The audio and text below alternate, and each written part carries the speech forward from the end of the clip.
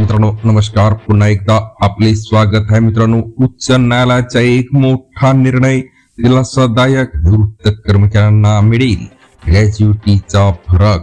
जानेवारी 2016 ते ऑगस्ट 2024 दरम्यान निवृत्त झालेल्यांना लाभ, अशी मोठी आनंदाची बातमी पुढे येत आहे. तीच माहिती आपण सविस्तर या व्हिडिओच्या माध्यमातून जाणून घेणार आहोत, तेव्हा व्हिडिओ शेवटपर्यंत पाहायला विसरू नका.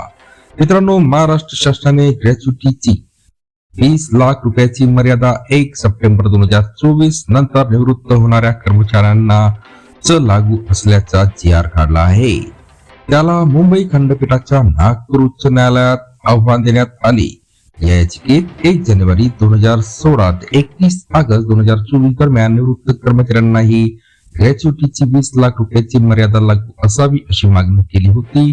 न्यायमूर्ती अनिल किलोर व रजनीश व्यास यांच्या खंडपीठासमोर झालेल्या सुनावणीत यावर याचिकाकर्त्यांची मागणी मान्य करीत तसे निर्देश शासनाला देण्यात आले. यामुळे 1 जानेवारी 2016 ते 31 ऑगस्ट 2024 दरम्यान निवृत्त कर्मचाऱ्यांना मोठा दिलासा मिळाला असून यापूर्वी निवृत्त झालेल्या कर्मचाऱ्यांना फरकाची रक्कम मिळणार आहे.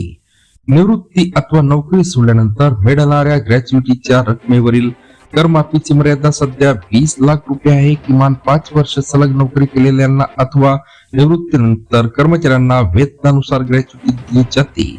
ग्रॅच्युइटीची 10 लाखाची मर्यादा 20 लाख रुपयापर्यंत वाढवण्यात आली. त्यानंतर 7व्या वेतन आयोगानुसार 10 लाखापर्यंतच्या ग्रॅच्युइटीवरील करमाफीची मर्यादा 20 लाखापर्यंत वाढवण्यात आली.